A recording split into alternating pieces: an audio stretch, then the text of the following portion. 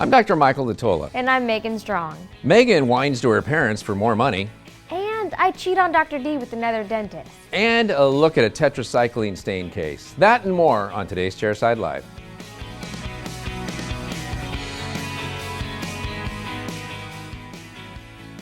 Welcome to episode 41 of Chairside Live. Megan, how do you think it's going so far? Well, 2 seconds in and I think pretty well. Well, let's see if we can keep it as high energy and entertaining for the next few minutes. We've got an interesting case of the week for you today. It's actually one of my cases, and I'm going to use BruxZir on a patient who's got tetracycline staining and see how well it works. In fact, let's take a look at that now. Here's a patient who walks in. You take one look at these teeth and you know you've got an aesthetic challenge. We've got some tetracycline staining going on here. I worked on his sister who had the same tetracycline staining, and on her we tried 2 sets of veneers before we finally ended up doing crowns on her. And so her brother, they're both dental technicians. He was aware of that, and so he said, let's go right to crowns. So that's where we're starting with him as crowns, because we learned on the sister that it was just too difficult to block out those dark stump shades. So we're going to take a shade here just to see if C4 is anywhere close, and it usually isn't. And so, you can try a couple different things and see if there's anything that even gives a kind of resemblance. And really all you need to tell the technician is that it's tetracycline stain, and then pick a final shade that you want to use. I just insist usually on having some sort of photograph with it. So we put the PFG gel into the vestibule because it makes sure that the patient can't feel what comes next, which is this 30 gauge needle and some Septicane that we're going to be injecting above these teeth. And because we're prepping all these teeth, that's the 856025 burr from the reverse prep kit that's being used to simultaneously break the contact between 8 and 9, and also just kind of start the interproximal margination as well. And since we're prepping all these anterior teeth, we're taking that 856025 and just going right in between all of those teeth. And there's the razor burr. Look what it can do. It can cut through a ceramic material, and then it can cut through a metal coping underneath it. The only thing it can't cut very well is BruxZir, but otherwise it can do everything else on its own. Love that razor carbide. And here we go with the 801021 burr. Again, this is called the reverse preparation technique because I get the opportunity to prep the gingival margin at the very beginning, not at the very end like I was taught in dental school, which I think is the most difficult way to prepare a crown. I get an opportunity to speak at dental schools once or twice a year, and I tell them as much. And it's always funny to see what the instructors are doing when I tell them they're teaching it backwards. I love a depth cut based system. When you practice in a dental laboratory like I do, you just realize that you have to do everything right for the technicians, or they will make life for you difficult. So we're using a 2mm depth cutter here to make sure that we've got enough room so our technicians can cut back and layer that incisal edge if they choose to do it. And they usually do when technicians are working on each other.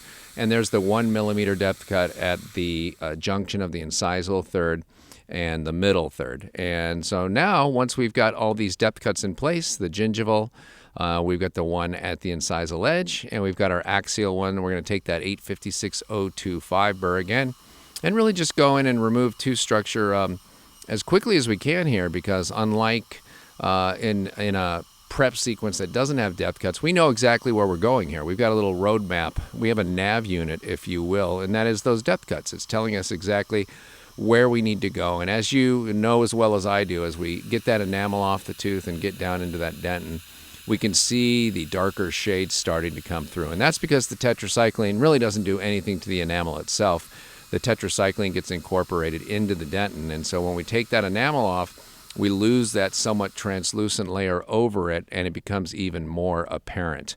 So I'm taking our biotemps now and trying to put them into place. And as you can see, I was having to push it. They weren't falling into place passively. So now I'm using this suck down stent that was made over the Biotemps prep model and looking to see where I have contact between the stent and the tooth. And it looks like it's the lingual of tooth number 11 here. And you'll just have to trust me that we did get a passive fit when we put it down next time. And so now it's time for the reline. So we put the material in. Using a bisacryl material to reline this, you want to be really careful with multiple units with a bisacryl to make sure that you don't lock that on. So we pump it up and down, and we pump it up and down to make sure we don't lock it on. And now we're at the point where on this very first appointment, we are not going to take an impression because I've blown too many cases that way. I just can't seem to get it done. So this first appointment is a quicker one where we anesthetize and we do our rough prepping. You'll notice we didn't put any cords in there. And then we fit the biotemps and we cement these into place. The thing that used to happen to me was I would get recession of some of the papilla between the first appointment and the second appointment. And all of a sudden I would try in the final restorative crowns at the end, and the crowns would look great, but we'd have some black triangles. So that's how I learned my lesson about not taking impressions on the first appointment. Well, the patient had a tooth that was kind of on the edge before we prepped it, and prepping it put it over the edge. So he went out and had endo done, and we're just filling the access hole here. And it's something, that would have been probably an easy one for me to do, but I was actually out at a lecture, and he was in pain. So he went and saw a friend of ours who's an endodontist, and that's being done. And then we're going to build it up again and just go through and smooth off that buildup and hopefully get it close to the size that it was before so that we do not have to do too much work on the inside of that temporary. So the double zero cord always goes in first in this technique. If we need to touch up anything on the preps, we will, and we did not, so we're not. And then we're going to use the 3MSB retraction paste here. I hadn't had a chance to try this yet, and I had heard some good reviews from some friends. And so you can see we're rinsing off the retraction paste here, and actually got pretty good retraction. Not as much as with the 2-cord technique, but certainly the convenience is a lot easier. Of course, we're using a custom tray because I preach that all the time. And I know I get to cheat. I practice inside a laboratory, so it's really easy for me to get a custom tray. And I realize that it's not as easy for you guys to get a custom tray, so you're excused. Just use a metal full arch tray to take an impression like that if you can. Here's my Cavo Sonic Flex Scaler. Look how good that cleans up those preps. I mean, that's just amazing to me how well it cleans up those preps. And we were a little worried about Emax showing some of that prep shade. And so basically we decided to go ahead with BruxZir, and he works in the BruxZir department, so he was excited about it. So we've actually tried the BruxZir restorations into his mouth. You saw the try in there for a second. He grabbed the mirror and he liked them. I hope so. He made them himself. That's the fun part about working on text. And because of the salivary contamination from the phospholipids in saliva, we've got a contaminated surface on the inside of those crowns. So we're using the IvoClean, which is a liquid zirconium oxide, and it's going to get those salivary phosphates off the inside of those crowns and down the drain into the Newport Beach sewage system. So we're using some water and some air to rinse it out. You really don't even need to use that IvoClean with this Ceramer. Even though the Ceramer does have some phosphates in it, it's not enough to really create a bond between the cement and the crown itself. And really the way this Ceramer cement bonds to BruxZir is because of its extreme hydrophilicity. In fact, the liquid in the cement is actually water.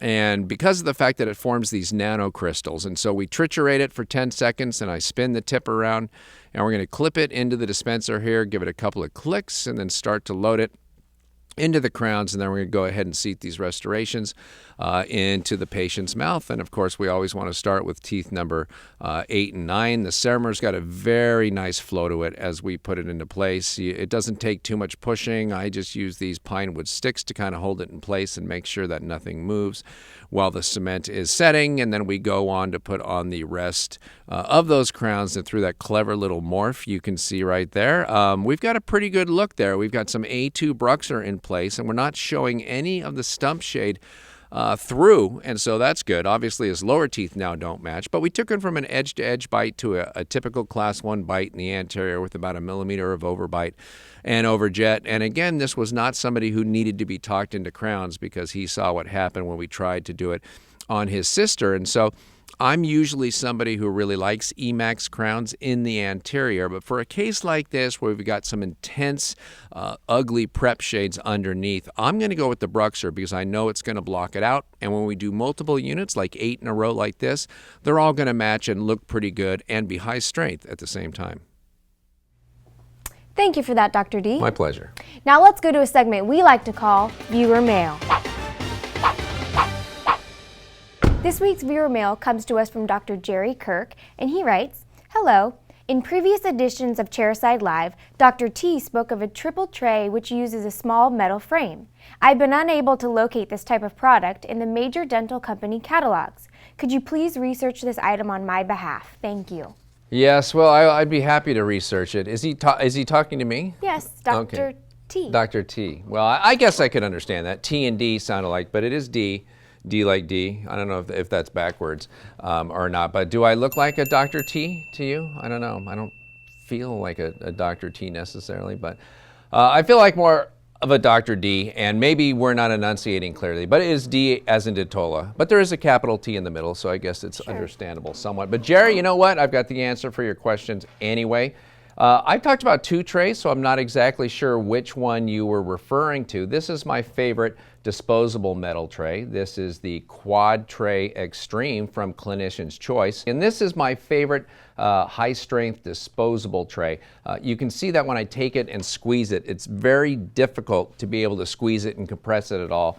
And so you can use almost any impression material you want inside of this, even a very light body one. So as far as disposable trays that I will recommend, I can't recommend the Clinician's Choice Quad Tray Extreme high enough. It really works well, and I'm happy to say when I walk through the lab now, I see more and more of these metal handles in the laboratory, because we really do get concerned with these smaller impressions about distortion. Now, if you don't like the idea of having a disposable tray, there is also the Trio Tray Pro. And Trio Tray is now distributed by Ultradent in the United States, so that would be at ultradent.com. And this is a tray that you reuse over and over. You can see it's even stiffer than the other tray. It's stainless steel. It can be autoclaved. They actually, when you order it, will laser etch your name on the side so that if it gets misplaced in the laboratory, we always know where to send it back. And it can be reused because of this insert. And so the insert on the inside cost a lot less than one of the single disposable trays, but the initial upfront cost of the permanent tray is a little more expensive, obviously, but then it's cheaper on the back end because you're just putting these inserts in and out when you send it into the lab. But either way, whether it's the Trio Tray Pro, now distributed by Ultradent, or the Quad Tray Extreme from Clinician's Choice, either of these trays, whether you want to go disposable or reusable, will get great impressions for you as long as you take good care of the tissue. So thank you for writing in, Jerry. I hope we answered that question thoroughly for you. And for being this week's viewer mail, what does Jerry win? Well, how about this lovely little number? Wait a minute. I've been complaining for weeks about the same picture being given out, and now you're cheating on me. Who is that? Is that another dentist? Sorry, yes. This is Dr. Kenneth Weenan, and he came to us from Missouri. He came to the lab to come take a tour, and he got to meet me, and we took a picture together, clearly, and I got to meet his lovely wife as well, and it was a lot of fun. Wow. Yes. That's an impressive part. That could be a new part of the tour. People come out here all the time so they can write off a trip to Sure. California, and they'll spend 4 weeks out here and 3 minutes at the lab so that they can write it off. Right. I must have been out of town. I must have been out lecturing when he came by. You were, actually. Wow. I'm just happy. Okay, you took one picture together, so I Yes. felt like you cheated on me once. Just once. I feel like our relationship's strong enough where I can forgive you. Thank you. And we can go on from there. But glad to see. He didn't sit in this chair, did he? No, he didn't. Okay, good. And he wasn't at the desk when I got here. So, well, Doctor, I wish I would have had the chance to meet you as well. Thank you for coming out, and thank you for being. You know what? You want to just? Should we send that picture to him? Yeah, listen Maybe to we that, should Tim. send And I that picture think to him. Dr. Kirk can have this photo. All right, there you go. The same old. Back with me Right. again instead of he looks familiar though.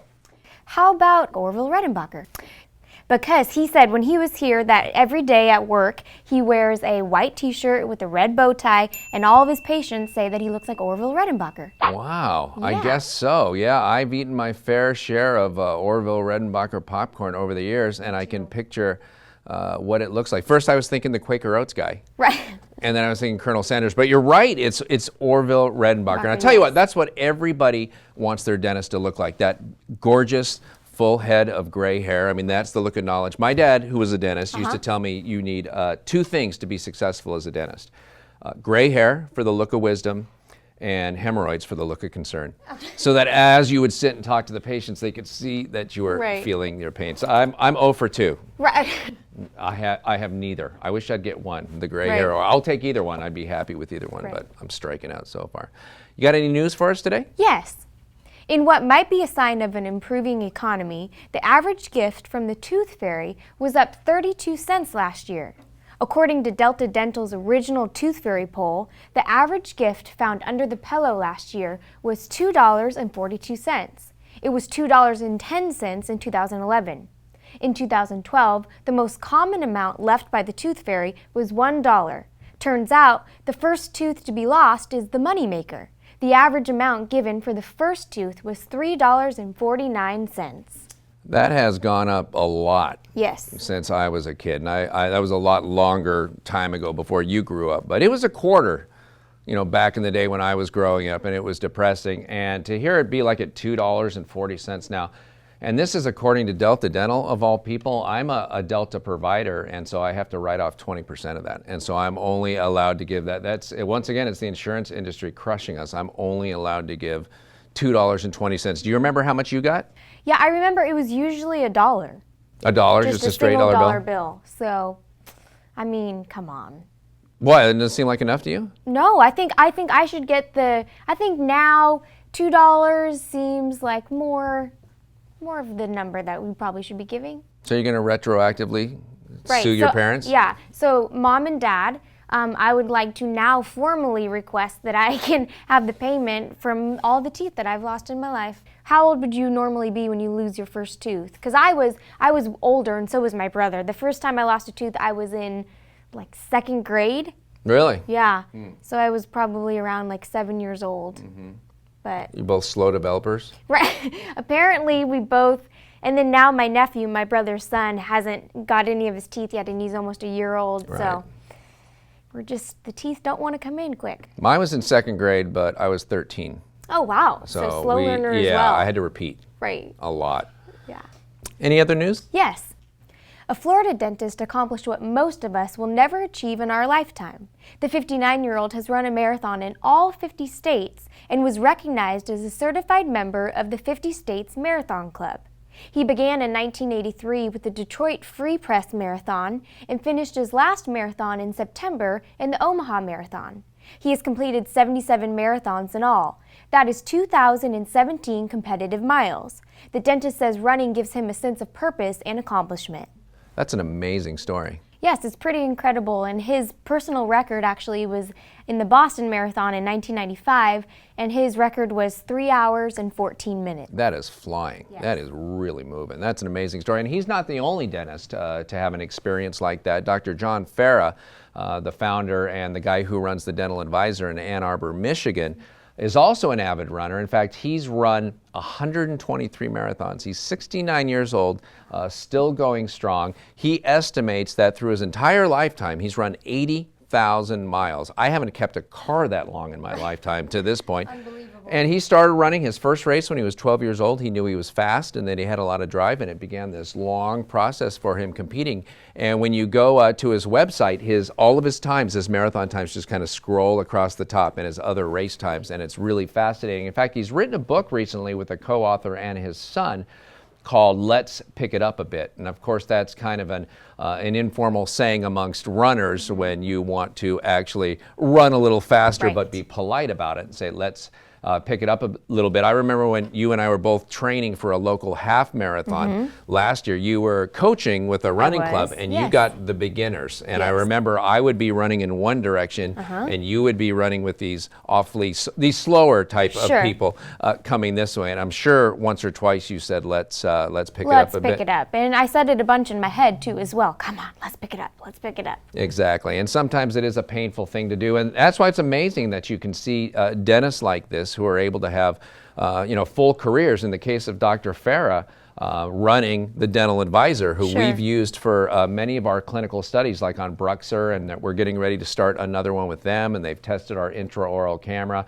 They've got 4, 5, or 6 dentists there in this practice that's connected to the research center, and they're able to actually place BruxZir restorations, for example, in patients' mouth, give us feedback on it, and then they can recall them in 6 months, a year, and let us know how they're doing. So in addition to this and going out and lecturing, he finds the time to go out and do all these races as well. And so if you just Google Let's Pick It Up a Bit, you'll end up on his website and you'll get to see all those race times scrolling across, and it's pretty fascinating because I don't even know that I've kept track of all my races over the years, and it's neat to see that he's been so organized and he's really put it all together. So I purchased the book through Amazon for Kindle. I don't have a Kindle, but I've got an iPhone with the Kindle app. So I got it a couple days ago and started reading the book, and it's a really good read. You know, it combines fitness, philosophy, and his personal history, and it's an interesting history as well. So if you're a dentist, whether or not you're really interested in fitness or want to start running, this is a great book. And if you're definitely thinking about, you know, I'd like to get in better shape and start running again, I would go to Amazon and check out Let's Pick It Up a Bit by Dr. John Farah, F-A-R-A-H. It's a really good read. That about wraps it up for this week's edition of Chairside Live. On behalf of myself, Megan, and everybody here at the laboratory, I want to thank you for your time and your continued commitment to quality dentistry. We'll see you next time. Thank you for that, Dr. D. Well, thank you for that, Dr. D. You're welcome. Do you want me to say something? Thank you for that, Dr. D. That's my new move. My new signature move. Thank you for that, Dr. D. Oh my God. Thank you for that, Dr. Why are you doing that?